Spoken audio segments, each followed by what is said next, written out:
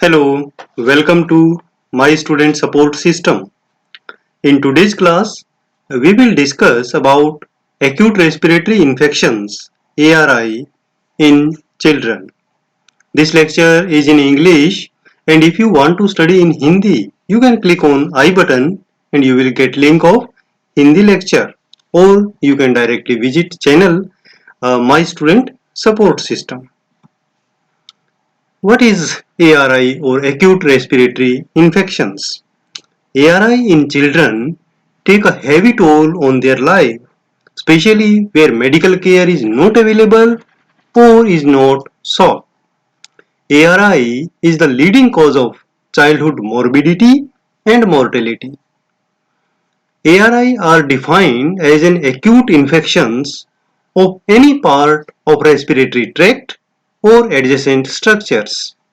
These are classified as upper respiratory tract infection URI or lower respiratory tract infection, that is LRI. Upper respiratory tract infections URI are the most common infectious diseases. They include rhinitis, sinusitis, ear infections, especially otitis media, tonsillitis, pharyngitis, tonsillopharyngitis, epiglottitis, and laryngitis, of which the ear infection and acute pharyngitis causes more severe complications, which may result into deafness and acute rheumatic fever. What is rhinitis? Rhinitis is the inflammation and swelling of mucous membrane of the nose, characterized by running nose and stiffness, and usually caused by the common cold or seasonal allergy. Cold and allergies are the most common causes of rhinitis. Sinusitis. Sinusitis is common inflammation of paranasal sinuses, the cavities that produce mucus necessary for nasal passage to work effectively. It can be acute or chronic. It can be caused by viruses, bacteria, fungus, or allergies. So paranasal sinuses is around the nasal cavity. Acute ear infection is caused by swelling and infection of middle ear. The middle ear is located just behind the tympanic membrane or eardrum. An acute ear infection starts over a short period and is very painful. Anything that causes eustachian tube to become swollen or blocked and makes more fluid build up in the middle ear behind the eardrum. This leads to otitis media. Tonsillitis. Tonsillitis is the inflammation of tonsils, two oval-shaped pads of lymphoid tissue at the back of the throat, one tonsil on each side. Here you can see. Sign and symptom of tonsillitis include swollen tonsils, sore throat, difficulty in swallowing, tender lymph nodes on the sides of neck.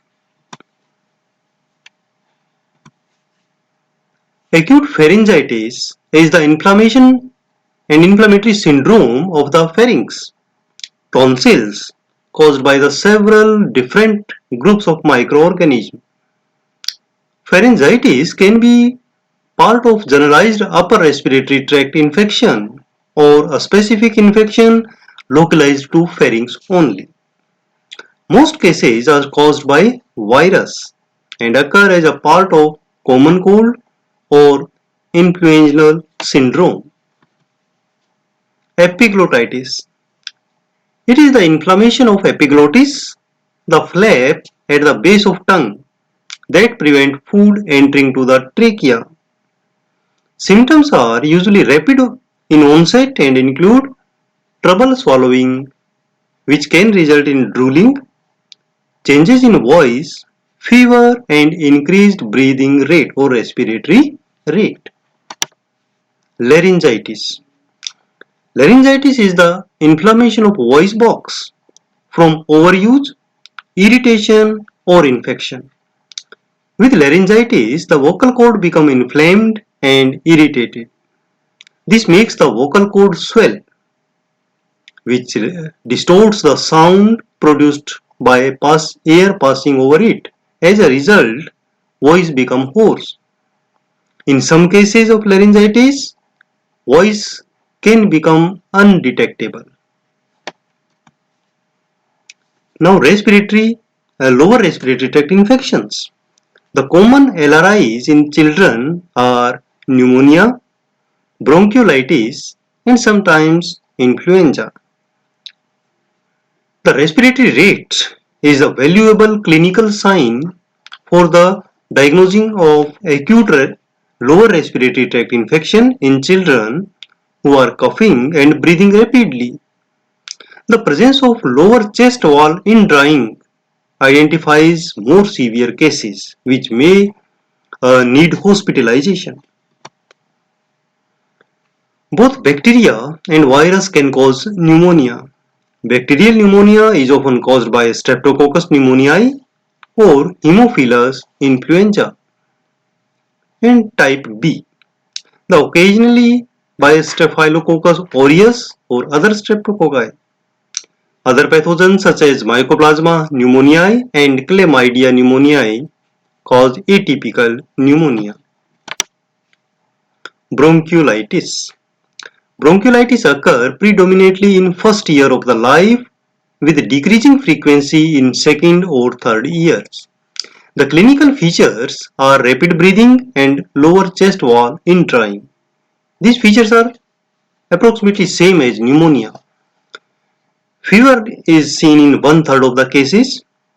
Wheezing, inflammatory obstruction of the small airways, which leads to hyperinflammation of the lungs and collapse of a segment of lung occur. Even though influenza virus usually causes URI, means upper respiratory tract infection in adults, but are increasingly being recognized as an important cause of lower respiratory tract infection in children. For most people, influenza resolves on its own, but sometimes influenza and its complications can be deadly, such as young children under the age of 5, they are more at risk, and especially those under 12 months. Sign and symptoms of ARI. All the ARI approximately they produce same type of sign and symptoms such as congestion either in the nasal sinus or lungs, running nose, cough, sore throat, body ache, fatigue, fever over 103 degree Fahrenheit or 39 degree centigrade, and chills, difficulty in breathing, dizziness, and loss of consciousness. What diagnostic investigations are done for ARI? Main diagnostic examination for ARI includes chest auscultation, observation, nasal swab examination, sputum examination, X-ray, and CBC blood test. Management. Almost all ARIs can be managed medically in OPD basis, but in severe cases the child may need hospitalization, especially when the respiratory rate is higher and chest indrawing is seen.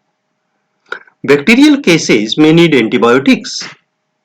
Apart from this, supportive treatment is given as oxygen inhalation, antipyretics, antitussive, bronchodilators.